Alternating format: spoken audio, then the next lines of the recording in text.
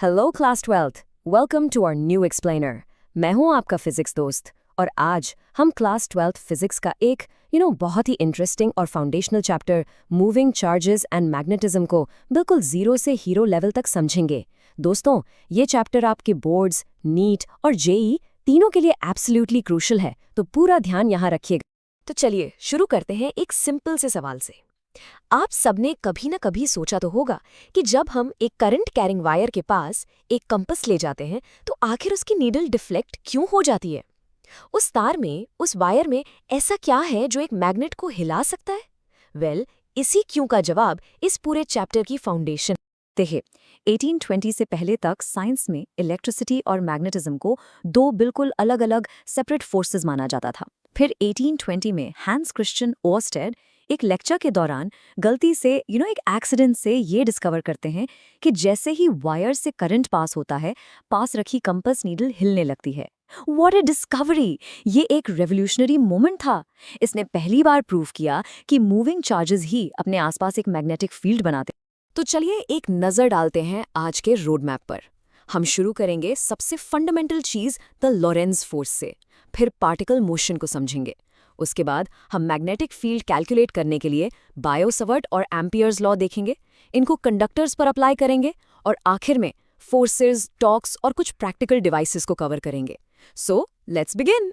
Okay, so section 1, the Lorentz force. ये इस chapter का सबसे फंडामेंटल टॉपिक है। हम यहाँ समझेंगे कि जब एक चार्ज किसी मैग्नेटिक फील्ड में मूव करता है तो उस पर कितना और इम्पोर्टेंटली किस डायरेक्शन में फोर्स लगता है। ये है लॉरेंज फोर्स का कंप्लीट फॉर्मूला। ध्यान से देखिए, ये टोटल फोर्स है एक चार्ज क्यू पर जो v वेलोसिटी से ऐसी जगह मूव कर रहा है जहां इलेक्ट्रिक फील्ड E भी है और मैग्नेटिक फील्ड B भी है। अब इसमें जो पहला पार्ट है QE, ये तो आप जानते हैं, सिंपल सा इलेक्ट्रिक फोर्स। असली गेम चेंजर है दूसरा part, Q times V cross B, ये है मैग्नेटिक फोर्स। यहाँ V क्रॉस B एक वेक्टर क्रॉस प्रोडक्ट है जिसका सिंपल सा मतलब है कि जो फोर्स F लगेगा वो वेलोसिटी V और मैग्नेटिक फील्ड B दोनों के परपेंडिकुलर होगा, ऑलवेज। अब इस मैग्नेटिक फोर्स के कुछ बहुत इंपॉर्टेंट फीचर्स समझते हैं। एग्जाम के लिए ये पॉइंट सुपर इंपॉर्टेंट है। पहला, अगर चार्ज रुका हुआ है यानी V इज 0 तो कोई मैग्नेटिक फोर्स नहीं, फोर्स सिर्फ मूविंग चार्ज पर लगता है। दूसरा, अगर चार्ज मैग्नेटिक फील्ड के पैरेलल या एंटी पैरेलल चल रहा है तब भी फोर्स 0 होगा। और सबसे क्रूशियल पॉइंट, इसे स्टार मार्क कर लो, मैग्नेटिक फोर्स हमेशा वेलोसिटी के परपेंडिकुलर लगता है। इसका मतलब क्या हुआ, सोचो। इसका मतलब ये है कि मैग्नेटिक फोर्स कभी भी पार्टिकल की स्पीड नहीं बढ़ा सकता, सिर्फ उसका रास्ता, उसकी डायरेक्शन बदल सकता है। और इसीलिए the work done by magnetic force is always 0। ये नीट और जेई का फेवरेट कंसेप्चुअल क्वेश्चन है, इसको याद रखना। चलो अब सीखते हैं राइट हैंड रूल। इसमें स्टूडेंट्स बहुत गलती करते हैं, तो ध्यान से।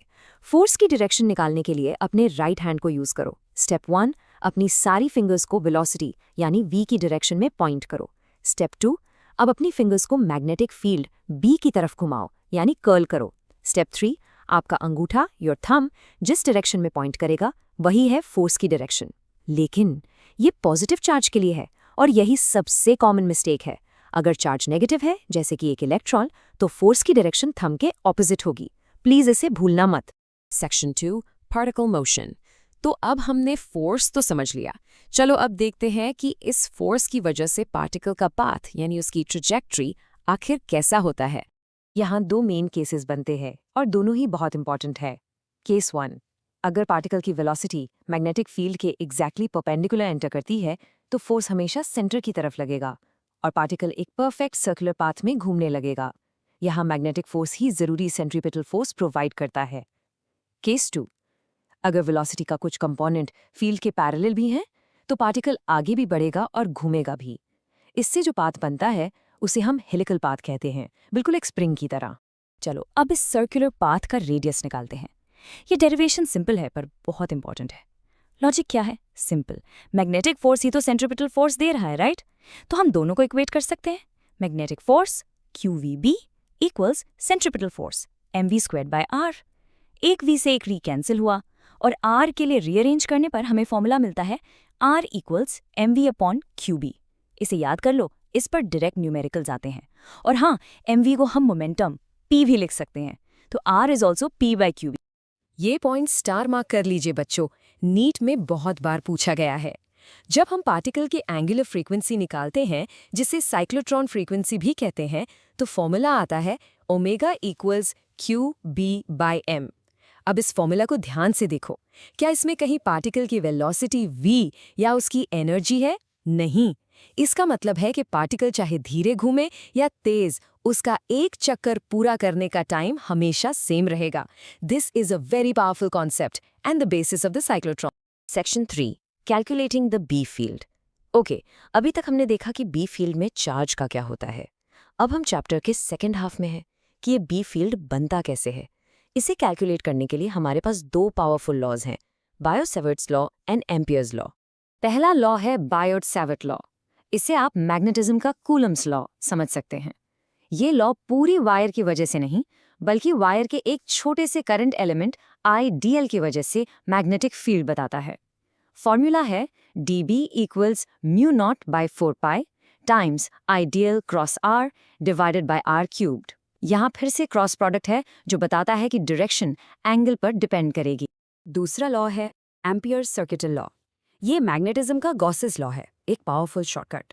ये कहता है कि अगर आप एक इमेजिनरी क्लोज्ड लूप, जिसे हम एम्पीरियन लूप कहते हैं, बनाते हो, तो उस लूप के अराउंड मैग्नेटिक फील्ड का टोटल लाइन इंटीग्रल यानी closed integral of B.dl simply उस लूप के अंदर से पास हो रहे टोटल करंट पर डिपेंड करता है। फॉर्मूला है closed integral B.dl equals mu not times I enclosed। ये लॉ यूनिवर्सल है, लेकिन हम इसे यूज तभी करते हैं जब प्रॉब्लम में हाई सिमेट्री हो, जैसे एक लंबी सी वायर। दोस्तों, ये टेबल इस चैप्टर की सबसे इंपॉर्टेंट एनालॉजीज में से एक है। इसे अपने माइंड में सेट कर लो। जो रोल इलेक्ट्रोस्टैटिक्स में कूलॉम्स लॉ का है, वही यहाँ बायोट-सैवर्ट लॉ का है, यूनिवर्सल है। और जो शॉर्टकट सिमेट्रिक केसेस के लिए गॉसेस लॉ देता है, वही शॉर्टकट यहाँ एम्पियर्स लॉ देता है। ये एनालॉजी आपको कॉन्सेप्ट रिलेट करने में बहुत हेल्प करेगी। Section 4, fields from conductors. चलिए अब इन लॉज को एग्जाम में आने वाले सबसे कॉमन केसेस पे अप्लाई करते हैं। एक लॉन्ग स्ट्रेट वायर, एक सर्कुलर लूप और एक सोलेनॉइड। ये तीन फॉर्मूलाज इस चैप्टर की जान हैं। इन पर डायरेक्ट क्वेश्चंस आते हैं, तो इन्हें बिल्कुल अच्छे से याद कर लीजिए। एक लॉन्ग स्ट्रेट वायर से r डिस्टेंस पर फील्ड है B equals mu not I upon 2πr। एक सर्कुलर लूप के सेंटर पर B equals mu not I upon 2r। और एक लॉन्ग सोलेनॉइड के अंदर B equals mu not NI, जहाँ n है number of turns per unit length. ये तीनों आपको हमेशा याद होने चाहिए। Section 5, forces, torques end devices. और अब हम चैप्टर के फाइनल सेक्शन पर हैं। यहाँ हम इन मैग्नेटिक फील्ड्स के प्रैक्टिकल इफेक्ट्स, जैसे फोर्सेस, टॉर्क्स और इन पर बेस्ड डिवाइसेस को समझेंगे। ये एक कॉमन कंफ्यूजन पॉइंट है, तो यहाँ ध्यान दीजिए। अगर दो पैरेलल वायर्स में करंट सेम डायरेक्शन में है, तो वो एक दूसरे को अट्रैक्ट करती हैं, और अगर करंट ऑपोजिट डायरेक्शन में है, तो वो रिपेल करती हैं। याद रखने का सिंपल तरीका क्या है? Same direction attraction, opposite direction repulsion, that's it. Force per unit length का फॉर्मूला होता है mu naught I1 I2 upon 2πd।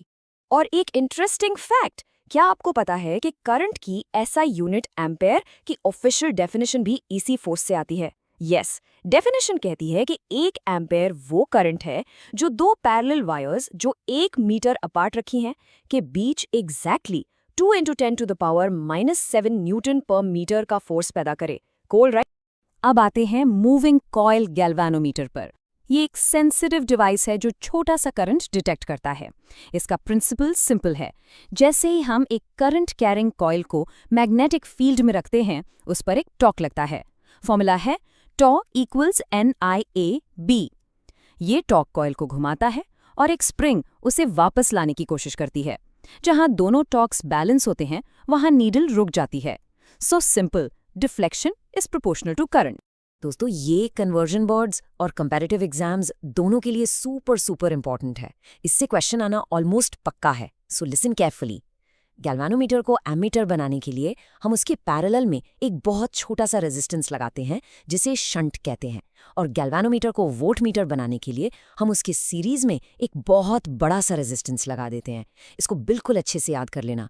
Parallel shunt for ammeter, series resistance for voltmeter. चलो अब पूरे चैप्टर का एक 60 सेकेंड रैपिड फायर रिविजन करते हैं। Ready? Let's go. Lawrence force Q × B × B, circular radius MV upon QB, straight wire field mu naught I upon 2 pi r, solenoid field mu naught Ni, parallel currents attract, anti-parallel repel, ammeter, shunt in parallel, voltmeter, high resistance series. That's it. पूरा chapter revise. और जाते जाते आपके लिए एक thought provoking question.